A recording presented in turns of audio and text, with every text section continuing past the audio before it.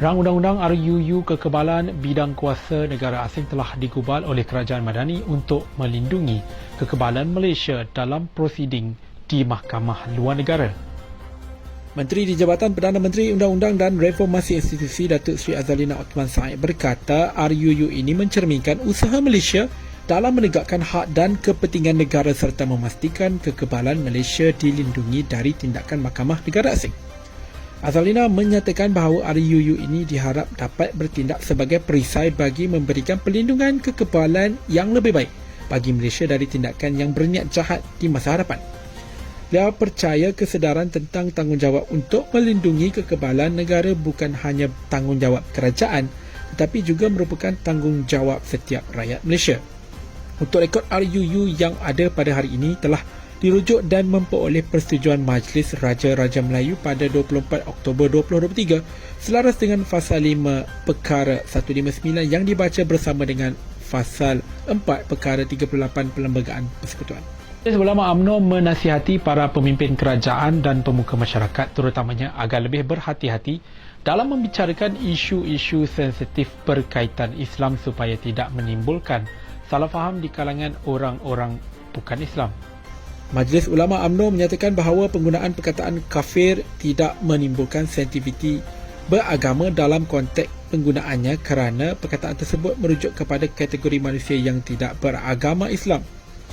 Namun sebahagian ulama kontemporari berpendapat bahawa tidak wajar memanggil seorang bukan Islam dengan panggilan wahai kafir kerana ia boleh menambahkan kedegilan mereka terhadap penerimaan Islam. Masyarakat Islam juga dinasihatkan agar tidak tergesa-gesa mengulas atau menyebarkan maklumat yang melibatkan isu agama sebelum mendapatkan penjelasan maksud dan tujuan sebenar.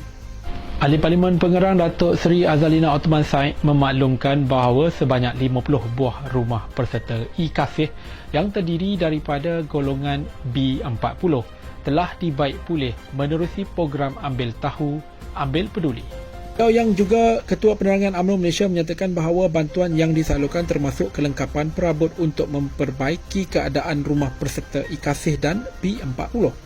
Beliau berharap agar bantuan tersebut sedikit sebanyak dapat menyerikan lagi sambutan Hari Raya Aidilfitri kepada penerimanya pada tahun ini. Melalui hantaran di laman Facebooknya, beliau turut mengucapkan setinggi-tinggi penghargaan kepada pasukan bomba yang sentiasa komited dalam memberikan khidmat bakti kepada masyarakat termasuk memadamkan kebakaran kecil di Kampung Baru Datuk Khani Othman. Mengulas lanjut, beliau turut menasihatkan semua rakyat untuk mengambil langkah berjaga-jaga terutamanya ketika cuaca yang agak panas dengan menitik beratkan pengambilan air yang mencukupi dan menghindari terlalu lama terdedah di bawah sinaran matahari. UMNO Labuan menggesa agar semua pemimpin politik di Sabah tidak mempolitikkan isu bagi mengembalikan Pulau Bebas Cukai itu kepada Kerajaan Negeri Sabah. Ketua UMNO bahagian Labuan Datuk Muhammad Rafi Ali Hassan berkata bahawa penduduk Pulau Bebas Cukai tersebut kini menikmati kehidupan yang selesa dengan pertumbuhan ekonomi yang ketara sejak pentadbirannya dipindahkan kepada Kerajaan Persekutuan pada tahun 1984.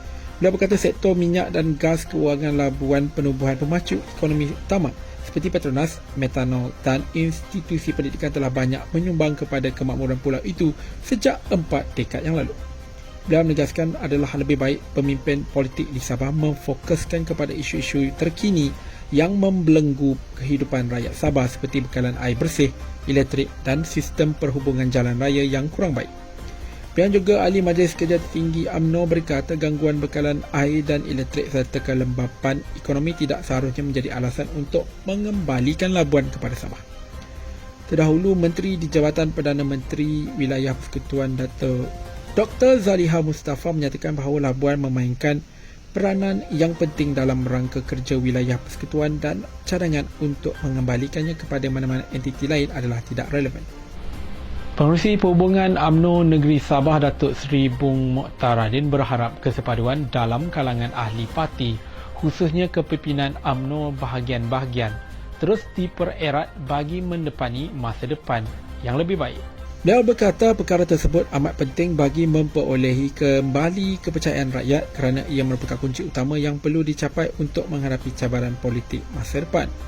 dan juga Ketua UMNO bahagian Kinabatangan pada masa yang sama menekankan pentingnya untuk tidak menyimpan dendam dan bersikap lapang dada dalam menjaga kesetiaan terhadap prinsip perjuangan parti. Sehubungan itu, beliau yang juga ahli Majlis Kerja Tertinggi UMNO menegaskan bahawa parti ini mesti terus diperkukuhkan bagi memastikan setiap tanggungjawab dapat dilaksanakan sebagai penerajuk agama bangsa dan negara. Dalam hal ini, beliau menolak dakwaan setengah pihak bahawa UMNO gila kuasa dan menegaskan bahawa sikap berlapang dada telah ditunjukkan parti itu selepas PRN 16 dengan memberi laluan jawatan Ketua Menteri kepada parti lain demi kestabilan politik. Beliau berkata demikian ketika berucap pada majlis berbuka puasa bersama kepimpinan UMNO bahagian 4 peringkat di sini kemarin.